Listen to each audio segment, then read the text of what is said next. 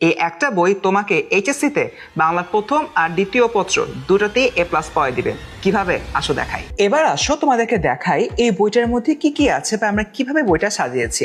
বইটা খোলার পরে প্রথমে খুবই গুরুত্বপূর্ণ একটা পার্ট হচ্ছে এই বইয়ের সূচিপত্রটা। তার কারণটা কি? তার প্রধান কারণ হচ্ছে সূচিপত্রের মধ্যে আমরা সকল টপিক যেরকম দিয়েছি সকল বইতে থাকে, কিন্তু আমাদের বইটা ভিন্ন এই জায়গা থেকে, গুরুত্বর প্রেক্ষাপট থেকে। তার কারণ হলো আমরা এই অপরিচিত টপিকটা এইচএসসির জন্য কি পরিমাণ গুরুত্বপূর্ণ, অ্যাডমিশনের জন্য কি পরিমাণ গুরুত্বপূর্ণ সেই বিষয়টা আমরা উল্লেখ করে দিয়েছি। এবার চলো নির্দিষ্ট একটা টপিক নিয়ে আমরা আলোচনা করি। আমাদের পাঠ্য বইয়ের খুবই একটা কঠিন কবিতা হলো গিয়ে বিদ্রোহী। এই বিদ্রোহী কবিতাটা আমরা আসলে কিভাবে সাজিয়েছি এই সম্পূর্ণ বইটার মধ্যে আসো দেখাই।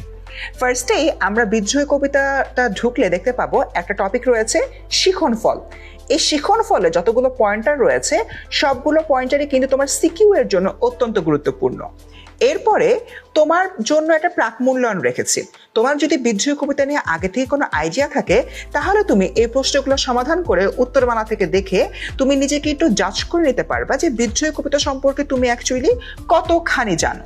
এরপরে রয়েছে শব্দার্থ টিকা। আমরা জানি বিদ্রোহী কবিতায় এমন অনেক অসংখ্য শব্দার্থ রয়েছে যেগুলোর অর্থ অ্যাকচুয়ালি তোমরা ওভাবে জানো না, তাই এই জিনিসগুলো সমাধান করছে আমাদের এই পার্টিকুলার পার্টটা, এবং এর মাধ্যমে তোমরা শব্দার্থের ব্যাপারে ভালোভাবে জানা যাবে।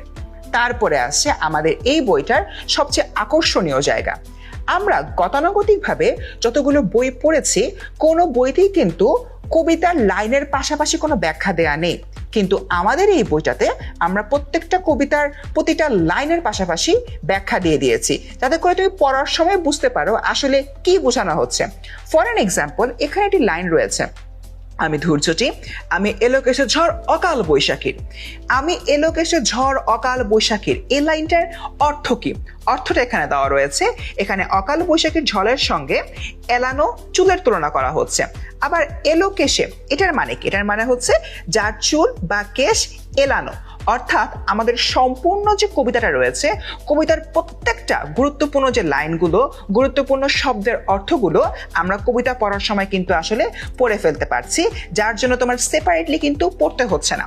কিংবা সাপোজ তোমার এখানে একটা শব্দ রয়েছে সুদ, সুদ শব্দটার অর্থ কি? পুত্র, তুমি অর্থটা জানো না, তোমার তখন বই উল্টিয়ে আবার পিছনে যেতে হচ্ছে না এবং এই লিস্ট থেকে এই অর্থটা খুঁজে বের করতে হচ্ছে না। খুবই স্টুডেন্ট ফ্রেন্ডলি ভাবে এই জিনিসটা এখানে দেওয়া রয়েছে। আমরা যদি এর পরবর্তীতে চলে যাই আমাদের এই কবিতা থেকে আর কি কি রয়েছে, আমরা দেখতে পাবো খুবই একটা ইম্পর্টেন্ট ফ্যাক্টর, যেটা হচ্ছে কি সহজ ব্যাখ্যা, এবং এখানে কঠিন লাইনের সহজ ব্যাখ্যা দেওয়া রয়েছে। এই জিনিসটা বলতে আসলে আমরা কি বুঝি? দেখো, আমরা যখন